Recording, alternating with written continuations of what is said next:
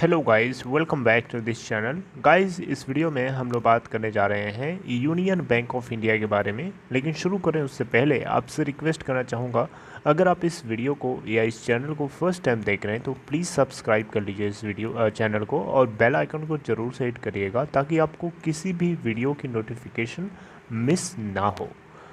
तो सबसे पहले हम बात करेंगे यूनियन बैंक ऑफ इंडिया के ट्रेडिंग पैटर्न के बारे में। देखिए 37.00 के ऊपर ओपन होने के बाद 36.45 का लो बनाता है और 37.25 का मात्र हाई बना पाता है थर्सडे के दिन, यानी 20 मई 2021 को, और 36.85 के ऊपर फाइनली गिर करके क्लोज होता है। फिर भी 0.55% तेज़ी के साथ बंद हुआ था। 90,01,466 टोटल वॉल्यूम ट्रेड करता है, जिसमें से 20.41% की डिलीवरी उठाई गई थी। हम बीएससी के ऊपर अगर सिचुएशन को एनालाइज करेंगे तो 8,43,582 टोटल वॉल्यूम ट्रेड हुआ, जिसमें से डिलीवरी परसेंटेज है 48.53%। यूनियन बैंक ऑफ इंडिया का 52 वीक लो है बीएससी के ऊपर 22.60 का और 52 वीक हाई है 45.25 का। एनएससी के ऊपर 45.25 का हाई है और 22.65 का लो है 52 वीक लो। हम मार्केट कैप की बात करें तो 23,609.22 करोड़ रुपए है। अगर हम यूनियन बैंक ऑफ इंडिया के टेक्निकल ट्रेंड की बात करें तो ये भी बहुत बुलिश हो चुका है। रिटर्न प्रोफाइल की बात कर लेते हैं। 16.80% का रिटर्न शो किया है एक हफ्ते के अंदर, ईयर टिल डेट में। एक हफ्ते के अंदर तो नेगेटिव है 1.07% का। 1 मंथ में 12.52% का पॉजिटिव रिटर्न एंड 3 मंथ्स में 9.01% का नेगेटिव रिटर्न है और 6 मंथ में 44.23% का पॉजिटिव रिटर्न। 1 ईयर में 60.22% का पॉजिटिव रिटर्न। 2 ईयर्स का देखें तो 50.20% का नेगेटिव रिटर्न है। 3 साल का देखें तो 55.74% का नेगेटिव रिटर्न है। देखिए यूनियन बैंक ऑफ इंडिया अभी भी मैं आपको बताना चाहूँगा बहुत ही ज़्यादा कम वैल्यूएशन के ऊपर मिल रहा है। अभी इसके अंदर ट्रेंड आएगा, तेज़ी इसके अंदर आएगी, आपको दिखाई देगी। लेकिन अभी थोड़ा सा बैंक्स, पीएसयू बैंक्स में स्पेशली जो है एनपीए की प्रॉब्लम है, सबको अच्छे से पता है, ये बात बताने की ज़रूरत नहीं है। लेकिन यहाँ दिसंबर क्वार्टर में प्रॉफिट की बात करें तो इस बैंक ने हैंडसम प्रॉफिट बुक किया था, 709 करोड़ का प्रॉफिट बुक किया था, जबकि इससे पहले Q2 के अंदर 523 करोड़ का नेट प्रॉफिट बुक किया था।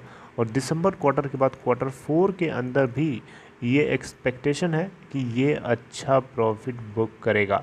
और यहाँ आप देखेंगे तो बोर्ड की मीटिंग भी थी 20 मई 2021 को, और बोर्ड की मीटिंग का एजेंडा क्या था ये मैं आपसे आज डिस्कस करने वाला हूँ। लेकिन एजेंडा जो था Q4 के रिज़ल्ट को प्रोड्यूस करना नहीं था, राइट। एजेंडा कुछ और था और वही मैं आपसे डिस्कस करने जा रहा हूँ। आज तो 21 है, लेकिन 20 मई 2021 को क्या मीटिंग का एजेंडा था वो मैं आपसे डिस्कस करूँगा और उसके बारे में बताऊँगा नेक्स्ट टर्न पे अगर कुछ अपडेट निकल के आती है तो। ओके,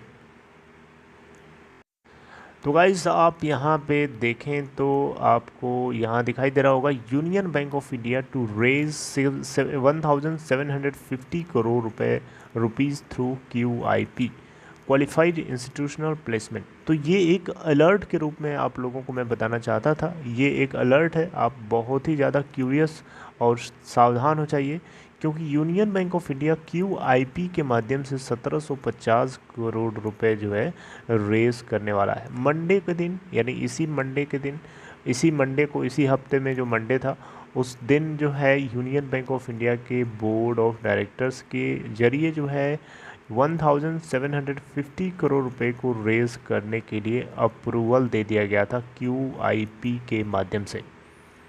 और जो कमेटी ऑफ डायरेक्टर्स है बैंक के अंदर, वो कैपिटल फंड को रेज करने के लिए 17 मई को एक मीटिंग होल्ड करी थी और इन्होंने अप्रूवल दिया था कि जो फंड्स हैं वो 1750 करोड़ रुपए से ज़्यादा नहीं होना चाहिए, up to 1750 crore rupees by method of QIP। Equity shares भी हो सकता है, यहाँ आप देख सकते हैं 1750 crore through issue of equity shares through QIP UBI told. UBI मतलब यूनियन बैंक ऑफ इंडिया। अब यहाँ पे दिमाग में क्वेश्चन आ रहा होगा कि QIP के जरिए इन्होंने फ्लोर प्राइस क्या रखी है और क्या उसके ऊपर डिस्काउंट देंगे कि नहीं देंगे। तो देखिए यहाँ पे कमेटी ने ऑथराइज तो कर दिया, लेकिन यहाँ पे फ्लोर प्राइस की बात आती है तो 35.60 रुपये पर इक्विटी शेयर के हिसाब से इन्होंने फ्लोर प्राइस डिसाइड किया हुआ है QIP के लिए। यहाँ पे 5% के आसपास का जो है फ्लोर परसेंट के ऊपर 5% का हो सकता है डिस्काउंट भी प्रोवाइड करें, लेकिन फोर नहीं 5% का, और 5% से ज़्यादा डिस्काउंट यहाँ पे शायद आपको ना मिले। आपको मतलब QIP यानी qualified institutional placement, union bank of India आपको अच्छे से पता है कि यहाँ पे भी सरकारी बैंक है तो डेफिनेटली NPA की प्रॉब्लम तो होगी। तो कैपिटल ये मार्केट से सारे बैंक्स इसलिए उठा रहे हैं। वैसे आपको बताना चाहूँगा PNB ने अभी 1700 करोड़ रुपए या 1800 कुछ करोड़ रुपए अभी उठाया था मार्केट से, तो उसको ये उसकी पहले की प्लानिंग है, ऐसा नहीं कि अभी उसने डिसाइड किया था। ऐसे यूनियन बैंक ऑफ इंडिया भी पहले की प्लान कर रखा था, लेकिन अब उसको अलग अलग ट्रांचेस में इन लोगों को उठाना था कैपिटल मार्केट से, तो डेफिनेटली उसी का एक हिस्सा है। और मार्केट से कैपिटल उठाने के पीछे कारण ये है कि कोई भी बैड कॉन्टीजेंसीज क्रिएट होती हैं उसके अगेंस्ट जो है ये प्रोविज़न करके रखना चाहते हैं, ताकि कोई बुरे दिन ना आए। क्योंकि RBI ने ऑलरेडी बैंक्स को अलर्ट कर रखा है कि आप पहले से तैयारी करके रखो किसी भी बुरी सिचुएशन से टैकल करने के लिए, क्योंकि बुरी सिचुएशन बता के नहीं आती है, कभी भी आ सकती है। तो you have to be prepare for that. देखिए यूनियन बैंक ऑफ इंडिया अभी भी आपको इसका PB रेशियो काफ़ी कम मिलेगा, 1 से कम मिलेगा, लो वैल्यूएशन के ऊपर है। वैल्यू है इसके अंदर, लेकिन अभी उस वैल्यू के करस्पॉन्डिंग हम लोगों को इसकी स्टॉक प्राइस रिफ्लेक्ट होती हुई नहीं दिखाई दे रही है, बिल्कुल सीधी सी बात है। अगर आप देखें, अगर आपको पता होगा यूनियन बैंक ऑफ इंडिया का स्टॉक प्राइस बहुत ऊपर ट्रेड करता था, लेकिन आंध्रा बैंक आपको अच्छे से पता होगा, अगर आप इसके शेयर होल्डर्स रहे हैं या नहीं रहे हैं, मुझे तो अच्छे से पता है। आंध्रा बैंक को यूनियन बैंक ऑफ इंडिया के अंदर मर्ज कर दिया गया था और उसके बाद से इस बैंक की यह हालत है। देखिए एक अच्छे बैंक के अंदर अगर बुरे बैंक को जब आप मर्ज करते हैं तो डेफिनेटली अच्छे बैंक की जो अच्छाई होती है थोड़ी सी, या उसकी जो शाइनिंग होती है थोड़ी सी डल जरूर हो जाती है, लेकिन उस डलनेस को थोड़ा सा लॉन्ग टर्म में या थोड़ा ज़्यादा शॉर्ट टर्म में, यानी आप कह सकते हो लॉन्ग टर्म, ओके, तो लॉन्ग टर्म तक जाते जाते जो है शाइनिंग को इम्प्रूव करने का एक टाइम मिलता है और इम्प्रूव भी हो सकती है। अगर आप लास्ट के 1 साल का पैटर्न देखेंगे, 1 साल पहले देखिए इस ग्राफ बैंक के 1 साल का हाई तो वैसे 45.25 है, लेकिन 1 साल से पहले 2 साल का अगर मैं ग्राफ आपको दिखाऊं तो 2 साल में यूनियन बैंक ऑफ इंडिया 86.60 के ऊपर ट्रेड हुआ करता था। और फिर उसके बाद अचानक कोविड आता है और ये इसके अंदर कोविड के अलावा मोदी सरकार भी कोई सक्सेसफुल सरकार नहीं है, एक नंबर की फेलियर सरकार रही है, जिसके चलते पूरे बैंक्स की हालत पूरी ख़राब चल होती गई। चाहे हम PNB की बात करें, चाहे किसी भी सरकारी बैंक की बात करें, SBI को छोड़ करके। फिर भी कहीं ना कहीं इस बात को लेकर के हमें मानना चाहिए यूनियन बैंक ऑफ इंडिया के अंदर वैल्यूएशन है, वैल्यू इसके अंदर है, लेकिन वैल्यू निकलेगी तभी जब हमें कुछ सिचुएशन सुधरती हुई दिखाई देंगी।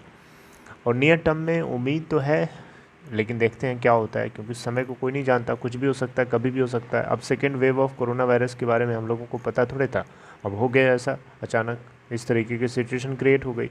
ऐसे हम लोग कुछ भी नहीं बता सकते फ्यूचर के लिए कि क्या होने वाला है।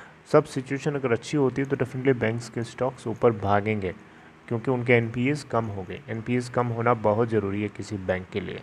और यूनियन बैंक ऑफ इंडिया के NPA के बारे में मैंने आपको शायद नहीं बताया, मैं अभी एक बार जल्दी से इनके परसेंटेज के रूप में बता देता हूँ। आप NNPA देखें, इसका नेट नॉन परफॉर्मिंग एसेट्स 13.49% है, जबकि पीछे Q2 से काफ़ी कम है। वहीं हम GNPA की बात करें, GNPA इनका 13.49% है। NNPA की बात करें, नेट नॉन परफॉर्मिंग NPA की, तो नेट नॉन परफॉर्मिंग एसेट्स 3.23% है, जो कि पहले 4.13% हुआ करता था Q2 के अंदर। तो इम्प्रूवमेंट है, लेकिन Q4 के अंदर देखते हैं क्या सिचुएशन होती है। बहरहाल जो भी है गाइज, मैं इसे टर्मिनेट करना चाहूँगा यहीं पे। I would like to terminate right here, and if you're interested to my Demat account, you can follow the link given in description box of this video. Right, take care guys, see you next time.